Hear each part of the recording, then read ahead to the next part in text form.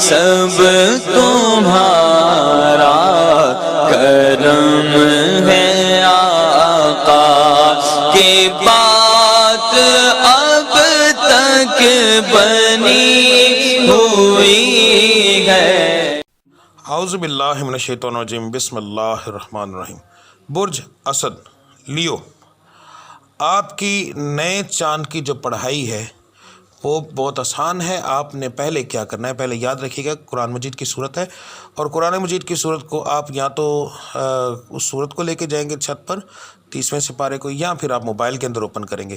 Mobile کے لیے بتانے لگا ہوں کہ موبائل میں اگر آپ نے اوپن کرنا ہے اس صورت کو تو موبائل کو پہلے دھو لینا ہے۔ دھونے سے مراد کہ اس کو گیلا ہاتھ مار لینا ہے تاکہ وہ پاک ہو جائے، کیونکہ موبائل پالیت ہوتے ہیں، زمین پر رکھا جاتا ہے، پاؤں والے گندے ہاتھ اس کو لگتے ہیں، اور پالیت چیز میں قرآن مجید کی کوئی صورت اوپن کریں گے تو آپ کو اس کا بہت زیادہ نقصان ہوگا۔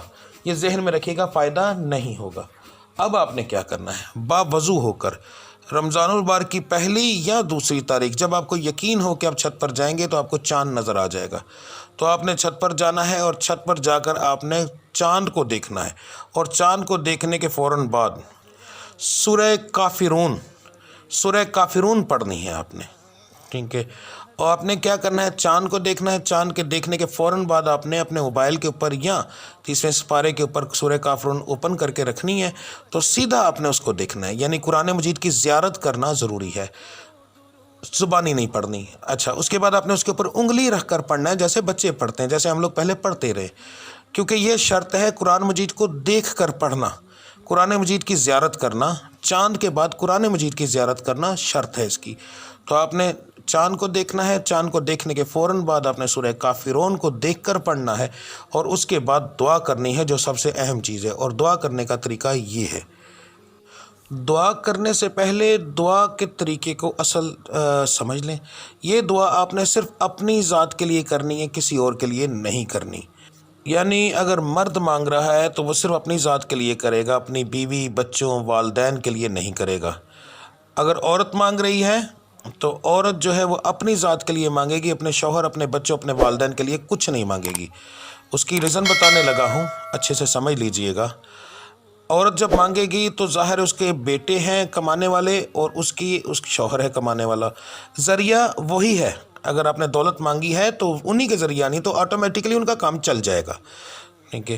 اگر مرد مانگ رہا ہے تو ذریعہ وہ خود ہے پیسے کا، مگر کما تو اپنے بچوں کے لیے رہے نا، اپنے بچوں کے لیے ہی مانگ رہا ہے، ٹھیک ہے۔ تو وہ جب کمائے گا تو آٹومیٹکلی اس کے بیوی بچے خوشحال ہو جائیں گے، والدین خوشحال ہو جائیں گے، تو ان کے لیے مانگنے کی ضرورت نہیں ہے۔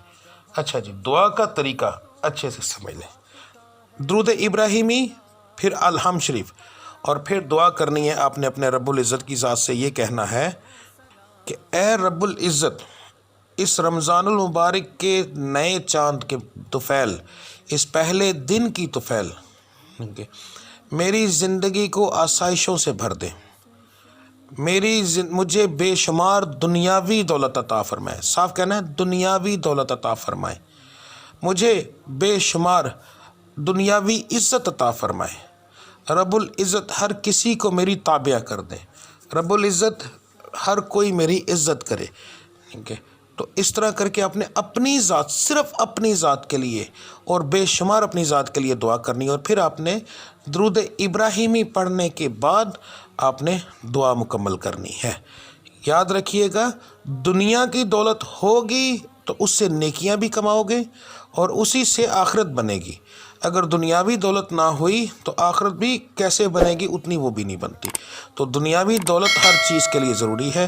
دنیاوی دولت گناہوں سے بچنے کے لیے بھی ضروری ہے، کیونکہ دنیاوی دولت ہو تو بندہ قتل و غارت یہ وہ نہیں کرتا۔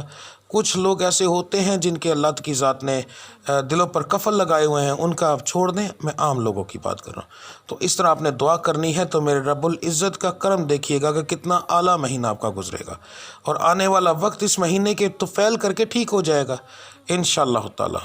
تو ملتے ہیں انشاءاللہ اگلی ویڈیو میں، تب تک کے لیے مجھے اجازت دیجیے۔ اللہ آپ سب کا حامی و ناصر۔ السلام علیکم ورحمۃ اللہ وبرکاتہ۔